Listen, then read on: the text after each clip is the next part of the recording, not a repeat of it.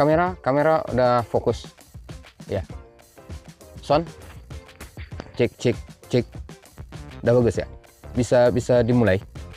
Oke, yuk mulai.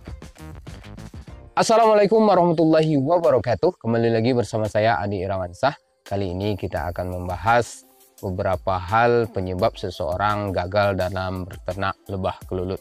Di sini ada beberapa hal penyebab seseorang gagal dalam berternak lebah kelulut. Namun sebelum video ini lanjut, jangan lupa untuk like, komen, dan subscribe channel kita agar channel kita lebih berkembang lagi. Bagi yang baru bergabung, selamat bergabung di channel kami ini, dan jangan lupa juga untuk like, komen, dan subscribe-nya juga, karena subscribe itu adalah gratis. Oke kawan-kawan semuanya, jadi di sini ada 5 hal penyebab seseorang gagal dalam berternak lebah kelulut.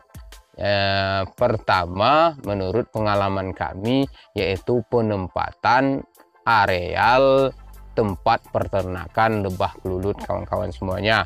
Mungkin tempat peternakan lebah kelulut kawan-kawan jauh daripada pemukiman tempat tinggal kawan, sehingga mungkin dalam penjagaan ini sangat sulit sekali. Otomatis nanti takutnya kita ada hewan yang mengganggunya. Contoh yaitu yang sering terjadi yaitu monyet. Monyet ini ketika berada di tempat peternakan kawan-kawan, mungkin nanti dia akan mengganggunya, sehingga mungkin stup kawan-kawan nanti jatuh, dan otomatis nanti ternak lebah kelulut kawan-kawan nanti terganggu proses perkembangannya. Ini akan menjadi penyebab seseorang juga gagal dalam berternak lebah kelulut. Kemungkinan yang lain yaitu ketika stup kawan-kawan sudah tumbang dibuat monyet ataupun yang lainnya, mungkin nanti datang hujan dan otomatis nanti stup kawan akan basah, dan otomatis nanti lebah kelulut kawan-kawan akan musnah karena kena air tersebut. Ini yang pertama kawan-kawan semuanya menurut pengalaman kami. Kemudian yang kedua yaitu kurangnya penjagaan dalam berternakan lebah kelulut kita.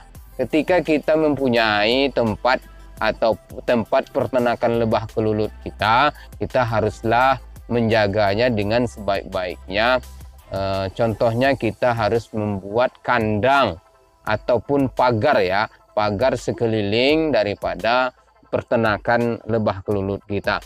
Kalau kawan-kawan umpamanya mempunyai modal yang banyak, bisa menggunakan kawat berduri, sehingga atau kalau kawan-kawan hanya mempunyai sedikit modal, maka kawan-kawan harus menggunakan kayu yang seadanya, ataupun bambu juga bisa dibuat untuk menjadi pagar tempat peternakan lebah kelulut kawan-kawan semuanya. Karena apa? Karena ini juga akan sangat mudah untuk kawan-kawan semuanya supaya tidak diganggu oleh hewan ataupun anak-anak kecil. Hewan yang sering mengganggu tempat stup ataupun stup kawan-kawan semuanya yaitu babi ya.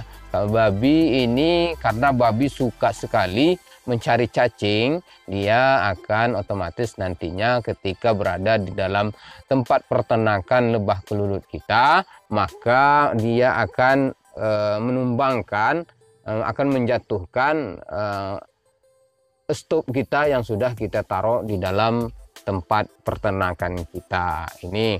Kemudian yaitu anak-anak ini dia sangat ingin tahu apa sebenarnya perkembangan lebah kelulut, seperti apa sebenarnya sarang lebah kelulut di dalamnya. Maka mereka sering membukanya, dan kemudian otomatis nanti akan mengakibatkan lebah kelulut kita tersebut akan terganggu juga, sehingga ini akan menyebabkan gagalnya seseorang dalam berternak lebah kelulut. Kemudian yang ketiga, penempatan.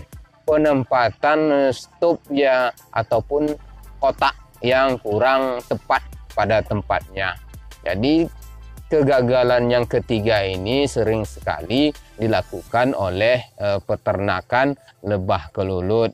Mungkin karena tempat penempatan stup kawan-kawan terlalu panas ataupun terlalu dingin, maka ini juga akan menyebabkan seseorang gagal dalam berternak lebah kelulut. Ini harus kita perhatikan ya kawan-kawan semuanya. Kalau umpamanya nanti dia panas, di tempat yang panas, ini akan mengakibatkan koloni lebah kita akan kepanasan, otomatis nanti propolisnya itu akan mencair, akan mengganggu daripada telur lebah kelulut kita ataupun koloni lebah yang masih muda yang belum bisa terbang, otomatis dia akan terkena daripada propolis yang cair tadi itu, akan otomatis dia akan mati, otomatis akan menjadi gagal kita dalam berternak lebah kelulut. Ya, kalau umpamanya dia kedinginan atau panas, tidak ada penutupnya, otomatis nanti akan kena hujan, otomatis juga akan musnah lebah kelulut kita. Itu yang ketiga kawan-kawan semuanya. Dalam penempatan stup itu harus kita perhatikan, jangan sampai yaitu terkena sinar matahari yang terlalu langsung dan ataupun dingin. Kemudian yang keempat ya kawan-kawan semuanya, pemecahan koloni lebah yang kurang pengalaman. Jadi ketika kawan-kawan sudah mempunyai beberapa koloni lebah, maka harus kawan-kawan memperhatikan pemecahan koloni lebah kita. Jangan sampai kita memecah koloni lebah kita dalam waktu ketika telurnya yaitu sedikit ataupun polennya yang ada di dalam makanan daripada lebah itu sedikit. Nah, ini akan mengakibatkan fatal sekali bagi kawan-kawan yang ingin memecahkan koloni lebah kawan-kawan.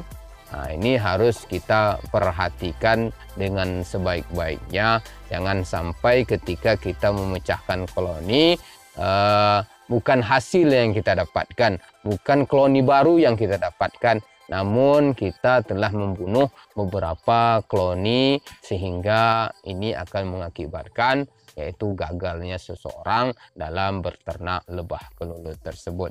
Kemudian ya kawan-kawan semuanya, dalam berternak lebah kelulut itu kita haruslah selalu menyediakan yang namanya stup, menyediakan stup yang kosong kawan-kawan semuanya. Jadi ketika kawan-kawan semuanya mempunyai peternakan lebah kelulut, maka otomatis kawan-kawan umpamanya ada kawan-kawan mempunyai 10 ataupun 20 kotak, maka kawan-kawan semuanya harus mempunyai kotak kosong kira-kira sekitar 10 kotak, harus ada kotak yang kosong yang kawan-kawan semuanya ditaruh di dekat peternakan lebah kelulut kawan-kawan semuanya. Ini adalah salah satu cara yang bagus sekali kawan-kawan semuanya, karena menurut pengalaman kami juga bahwasanya lebah kelulut ini selalu pecah koloni secara alami. Jadi ketika kawan-kawan semuanya mempunyai stup kosong di dekat kotak ataupun peternakan lebah kelulut kawan-kawan semuanya, otomatis nanti lebah yang pecah koloni secara alami tersebut, dia akan mencari kotak ataupun sarang yang bagus di dekat sarang yang lama tersebut. Nah, ini harus kawan-kawan perhatikan juga. Dan catatan untuk kawan-kawan semuanya, ketika kawan-kawan mempunyai stok yang baru, ini kawan-kawan semuanya haruslah memberikan sedikit propolis di dalamnya dengan campuran alkohol, supaya stok yang baru tersebut kawan-kawan oleskan propolis di dalamnya, sehingga suasana di dalamnya seperti suasana sarang lebah kelulut ya kawan-kawan semuanya. Dan jadi ketika kawan-kawan tidak mempunyai stok, koloni lebah kawan-kawan ingin pecah secara alami, maka otomatis dia akan mencari tempat yang lain, sehingga ini juga akan membuat kita gagal dalam beternak lebah kelulut.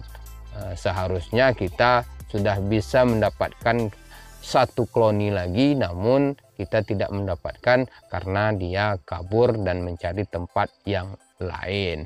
Ini harus kita perhatikan juga kawan-kawan semuanya dalam beternak lebah kelulut, sehingga supaya kita tidak akan tidak akan gagal dalam beternak lebah kelulut. Pertama tadi bahwasanya kita haruslah menentukan areal tempat kita beternak lebah kelulut tersebut. Jangan sampai kita kurang perhatian kita terhadap peternakan lebah kelulut kita. Kemudian yang kedua mungkin yaitu kurangnya penjagaan kita. Maka tentunya harus kita jaga dengan sebaik-baiknya supaya kita tidak gagal dalam beternak lebah kelulut. Kemudian yang ketiga yaitu penempatan stok kita. Dan yang keempat yaitu pemecahan koloni harus kita perhatikan, harus kita pahami dengan sebaik-baiknya. Dan kemudian yang kelima yaitu kurangnya penyediaan stok di dekat koloni ataupun peternakan lebah kelulut kita. Mungkin ini saja yang dapat kami sampaikan kepada kawan-kawan semuanya, pengalaman kami tentang penyebab gagalnya kita sebagai peternak lebah kelulut menurut pengalaman kami ini. Mudah-mudahan bermanfaat bagi kita semua, dan kami akhiri. Assalamualaikum warahmatullahi wabarakatuh. Salam Trigona.